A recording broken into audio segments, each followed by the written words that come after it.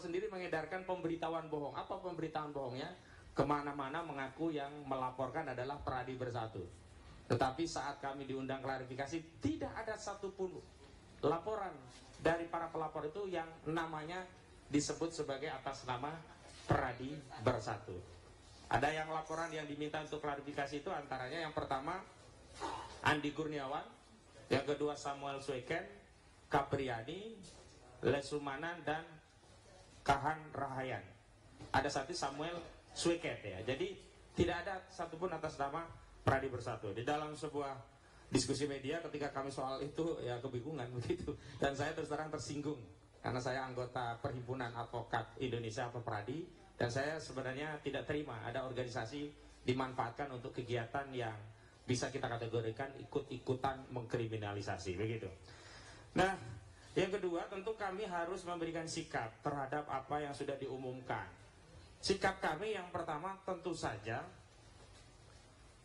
ini tindakan yang terlalu dini atau bahasa hukumnya itu prematur. Apa prematurnya?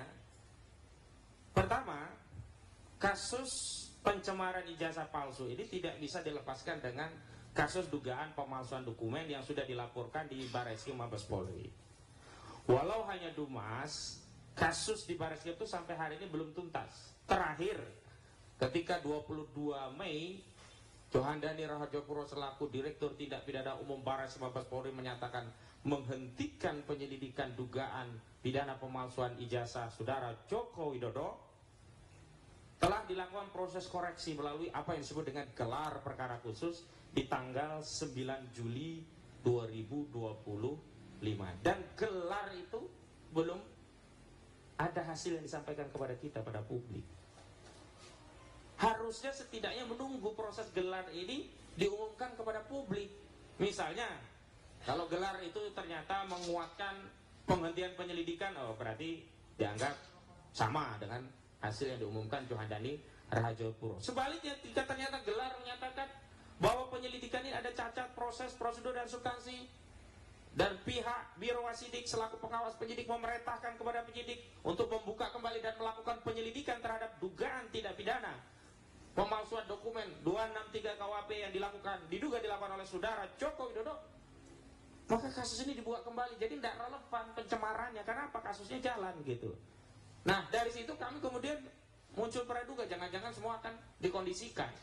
Pengumuman di Barreskrim nanti juga hasilnya akan sama, sehingga Polda berani meningkatkan penyelidikan ke tahap penyidikan. Oke lah kalau skenario demikian, tapi tetap saja harusnya menunggu pengumuman dari Biro Wasidik dulu hasilnya seperti apa. Karena ini berkaitan, tidak mungkin ada pencemaran ijazah palsu kalau belum dibuktikan ijazahnya asli. Bagaimana kalau ternyata bagaimana? Bang, audio. Nah, ini kan. Cek. Bagaimana kalau nanti kalau ternyata ijazah itu terbukti palsu? Kan nggak ada lagi fitnah, nggak ada lagi pencemaran begitu. Lagi pula sikap kami sudah jelas, kami keberatan klien kami disidik dengan pasal pencemaran dan fitnah sebelum dibuktikan ijazah ini asli berdasarkan keputusan pengadilan yang berkekuatan hukum tetap begitu. Jadi ini yang menyebabkan kami menyimpulkan ini prematur, dan karena ini prematur meloncat dari proses dan tahapan, ini yang kami sebut ada tendensi, ada atensi, ada kepentingan mengkriminalisasi klien kami melalui peningkatan tahapan dari penyelidikan ke penyidikan.